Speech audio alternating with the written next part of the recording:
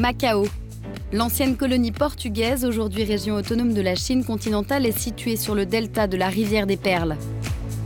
Macao est sans cesse en mouvement, attirant les touristes de jour comme de nuit.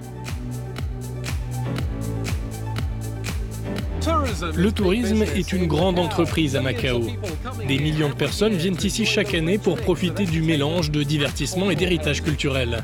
Un cadre idéal pour le Forum mondial sur l'économie du tourisme qui s'est récemment tenu dans cette ville. La 7e édition, en présence d'experts et de décideurs de l'industrie, a été organisée alors que la Chine entre dans une nouvelle ère en matière de commerce.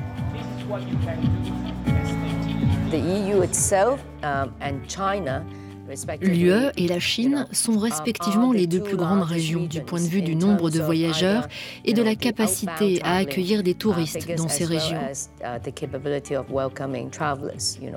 Les deux pays ont traversé une période très difficile au cours de laquelle ils ont tissé des relations très fortes. Je vois en effet que la croissance va continuer. L'Union européenne était le partenaire officiel du dernier forum. 2018 marque l'année du tourisme, Union européenne-Chine.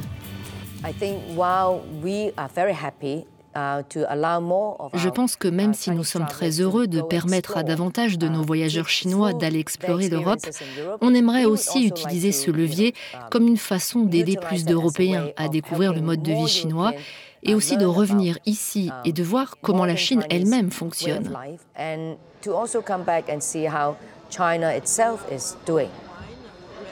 L'Union européenne négocie sur la connectivité aérienne, mais aussi sur un moyen de faciliter les visas. Aujourd'hui, les gens qui voyagent veulent avoir un voyage plus rapide. Ils veulent avoir un accès direct à leur destination.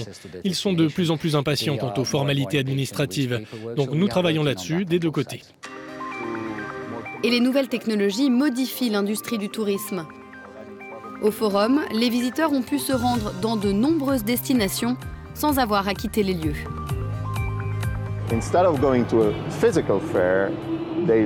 Au lieu d'aller dans un salon physique, ils se connectent à un environnement virtuel, une immersion en 3D, et trouvent toutes les informations sur les itinéraires qu'ils cherchent.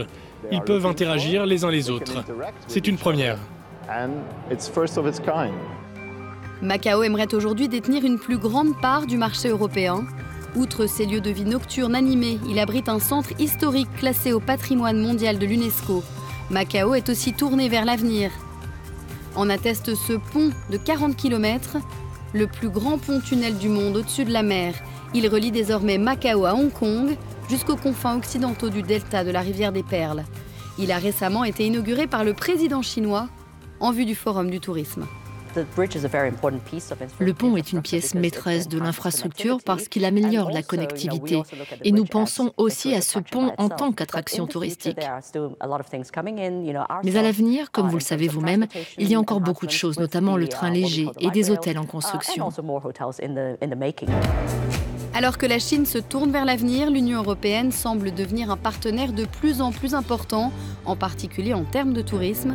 Il s'agit de renforcer les liens économiques qui datent de l'ancienne route de la soie.